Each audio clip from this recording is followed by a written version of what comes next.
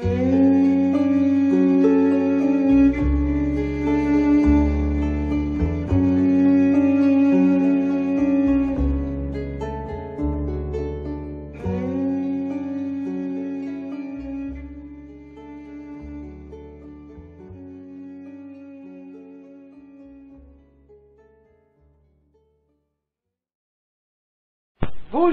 Bonjour. Comment vas-tu, man, pourvu que ça dure? Oui, et moi je vais bien et ça dure pas. Oui.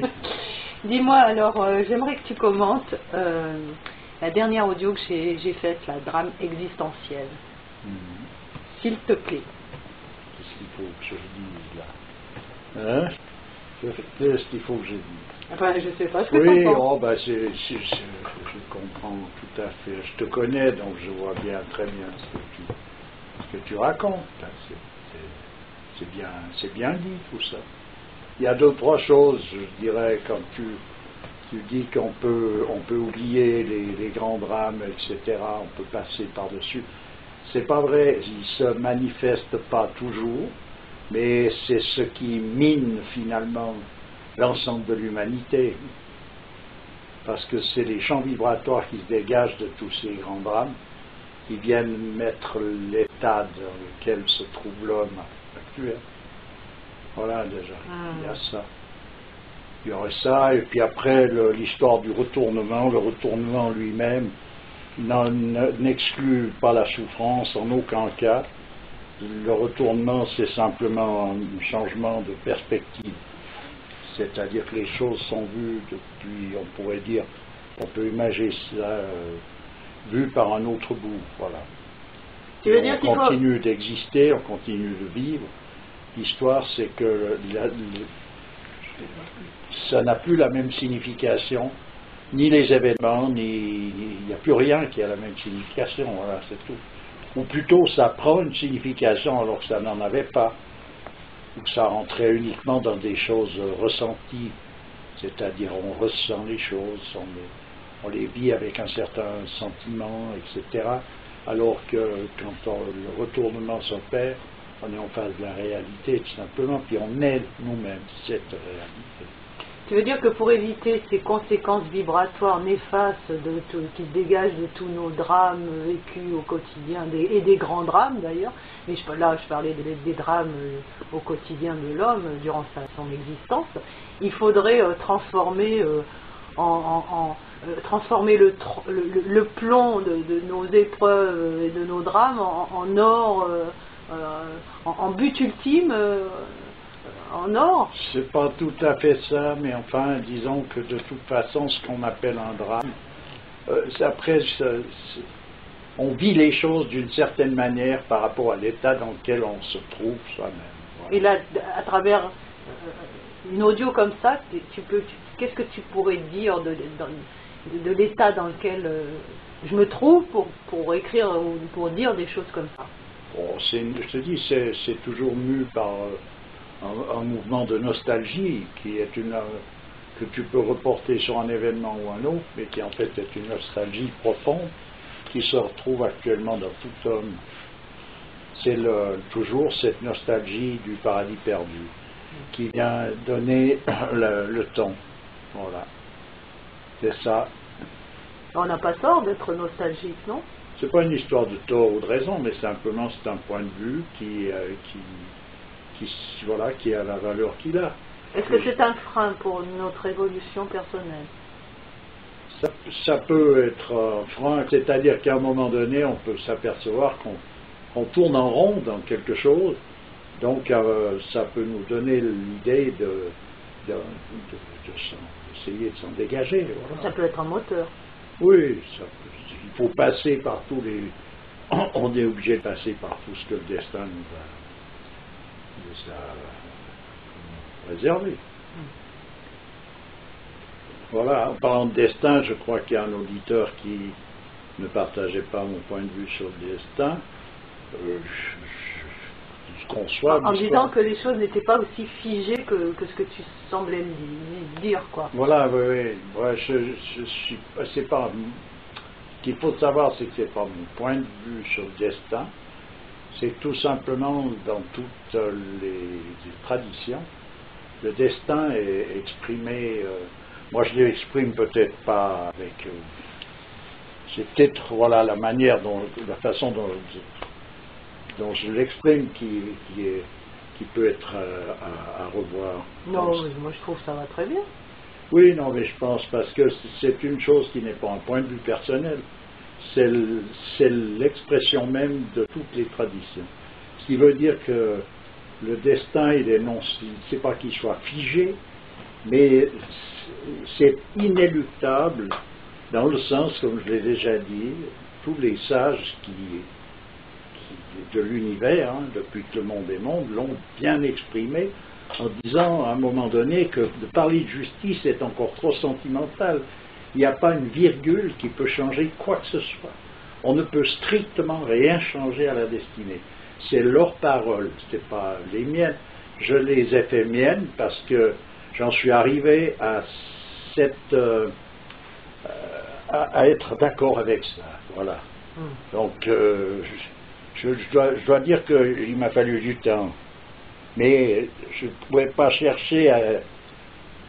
Parce qu'à un moment donné, on peut trouver à redire à ça, mais disons que ce qui se produit, c'est que les personnages étant, eux, des références à part entière, la seule chose qu'on est obligé de constater, c'est qu'on n'a pas réussi à se mettre d'accord avec eux, mais ce n'est pas à eux à se mettre d'accord avec nous, disons. Ouais. Puisque ce sont eux les références. Ce qui veut dire qu'il faut chercher à comprendre ça. Absolument. Il faut absolument réussir à comprendre ça jusqu'à pouvoir saisir le point de vue sur lequel ces choses-là sont exprimées. Voilà ce qui est dit, voilà ce qui est. Après, c'est pas une histoire... Que ça nous plaise ou non. Oui, c'est pas une histoire d'être d'accord ou pas d'accord, ou d'avoir une idée personnelle sur les choses, ou bien une sensation. On l'a, ça, on peut, bien sûr qu'on l'a. Tout le monde l'a, on passe par tout ça. Mais je veux dire, la vraie valeur, elle se trouve dans les références, puis ça, en quelque sorte, c'est ce qui émane des personnages qui sont, eux, ces références. Voilà. Voilà ce que je peux dire, disons, là-dessus. Mais c'est tout à fait compréhensible qu'on puisse n'y pas trouver ça à son goût, hein, ça, bien sûr. Mais par contre, ça ne change pas grand-chose à l'histoire en elle-même. Qu'on soit d'accord ou pas, on passe toujours par tout ce que le destin nous a réservé. À un moment, tu disais que c'était pas si figé que ça. Tu faisais allusion à quoi? Non, c'est pas une histoire figée. Figée, c'est peut-être pas le mot, mais c'est incontournable, voilà. C'est inéluctable parce que c'est un peu comme si c'était du passé, le destin. C'est quelque chose qui est déjà, qui est acquis. De toute manière, il est déjà inscrit dans le grand livre universel, quoi. Voilà, c'est quelque chose qui est acquis, donc on ne peut pas changer ça, puisque c'est déjà fait. On ne peut pas changer quelque chose qui est déjà fait, là, en l'occurrence. Voilà. Alors on peut sortir, oui, du destin, on peut dire d'une certaine manière, mais c'est toujours, même un saint, il continue d'exister à son existence, ce que son corps fera, fait toujours partie donc de la destinée en question, même si lui n'est plus atteint par ces choses-là, de la façon dont quelqu'un d'autre peut l'être.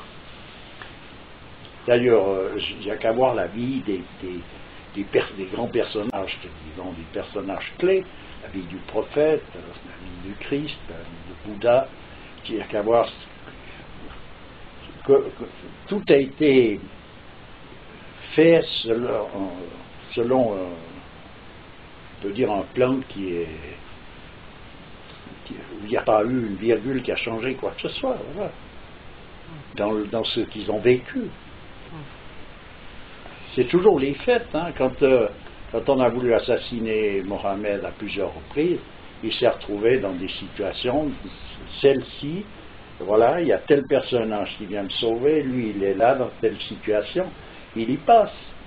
C'est pas autrement, il y passe. Voilà. Tout était inscrit d'avance de tout ce qu'il allait, partout où il allait passer. C'est ça qui est inéluctable. Ouais, moi j'aimerais comprendre pourquoi on perd la mémoire. Tu parlais de transmigration de l'âme. Pourquoi l'âme, enfin je sais pas si c'est l'âme qui perd la mémoire, mais pourquoi on doit perdre la mémoire à chaque fois qu'on est rebasculé dans cette dimension? On ne perd pas nécessairement la mémoire, mais ça dépend de ce qu'on appelle la mémoire. Si c'est une mémoire individuelle, avec le ressenti individuel, bien sûr, mais je veux dire, il y a une mémorisation qui est là. La preuve en est, c'est qu'on revient, continuer, recommencer ce qu'on n'avait pas réussi à faire la fois d'avant. La fois d'avant, on peut dire ça, d'une certaine manière. Voilà. Mais ça n'a rien à voir avec l'individu. Il ne faut pas confondre avec l'individu, le mental, tout ça, c'est tout un.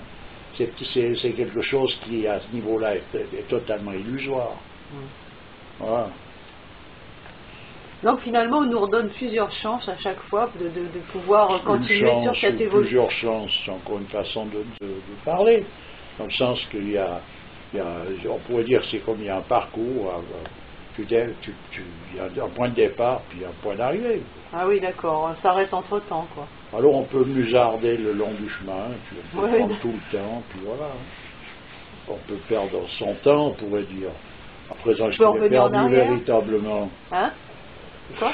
On ne peut pas revenir en arrière, non. Non, on ne peut pas revenir en arrière. C'est un peu difficile. Ça dépend sur quel point de vue on va se situer. De retourner en arrière. Ce qui est acquis est acquis. Oui, ce qui est acquis est acquis. Voilà. D'accord. C'est sûr. Et c'est pas évident, hein.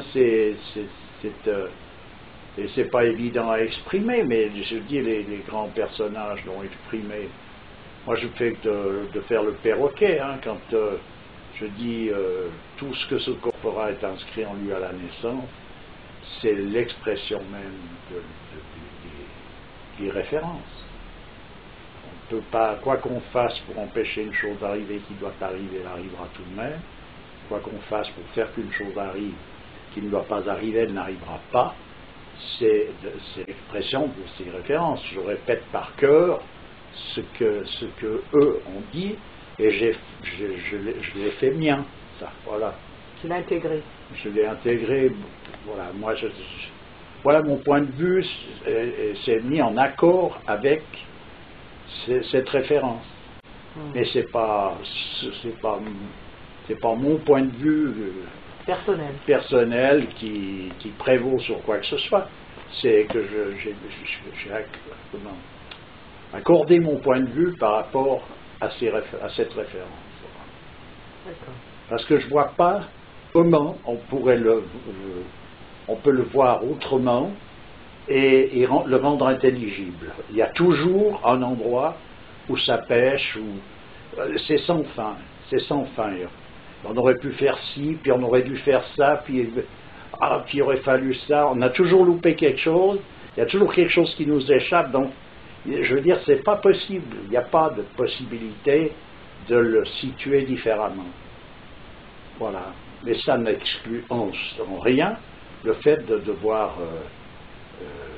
faire des efforts continus. Ça n'a rien à voir. C'est pas une exclusion de quoi que ce soit.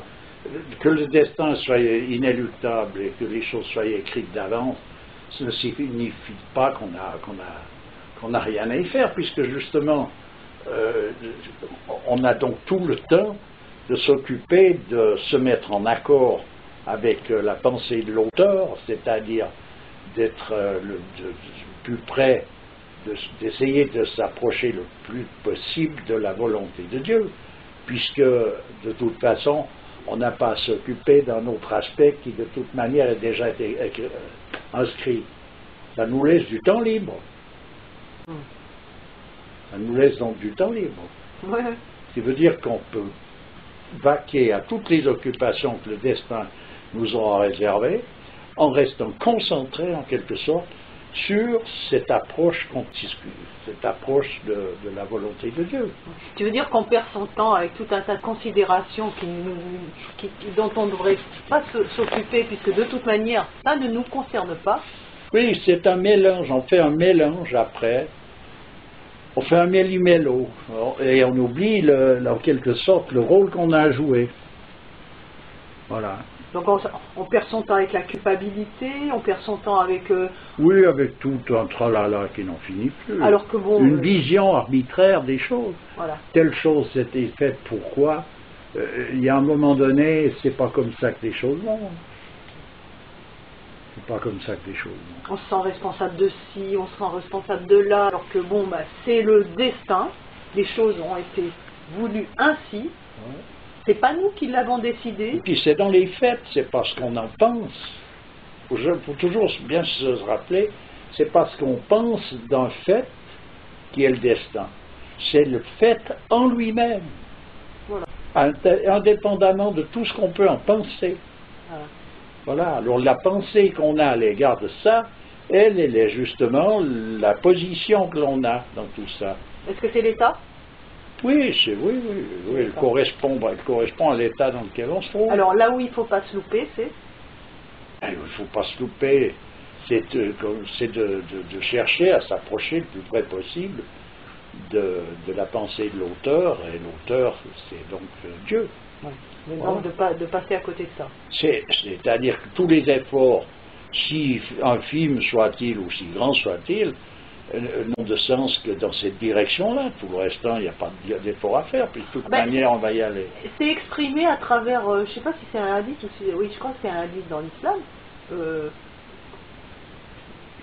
Toute larme qui est versée en dehors du chemin de Dieu, en fait, est obsolète, ça ne sert à rien. Quoi. Ben, c'est ça. Voilà. Que l'on pleure, qu'on rit, qu'on joue, qu'on fasse... que quoi qu'il arrive, quoi qu'on ait comme destin, il faut le vivre donc toujours avec cette concentration sur l'auteur de notre destinée.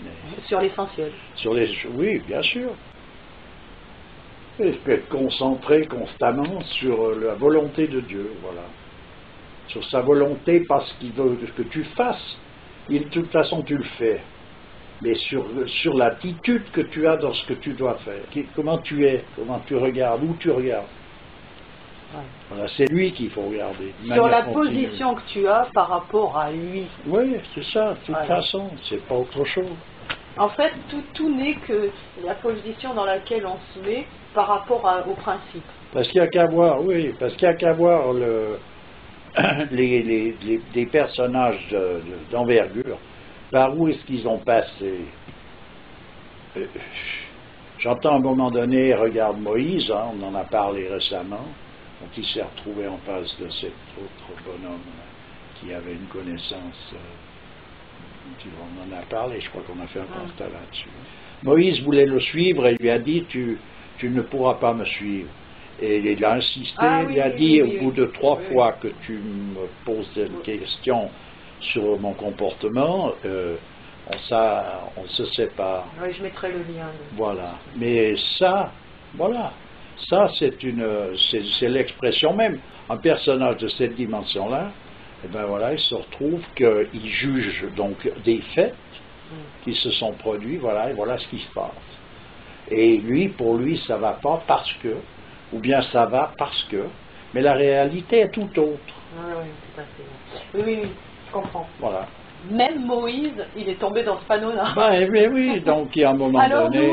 Alors, où pourtant lui, il est placé de manière Voilà. on pourrait dire à ne pas tomber dans le panneau, mais il s'est retrouvé devant la commensurabilité des possibilités de Dieu. Ben, voilà. Ben, on va finir Voilà. là-dessus. Je te remercie. Toujours avec plaisir.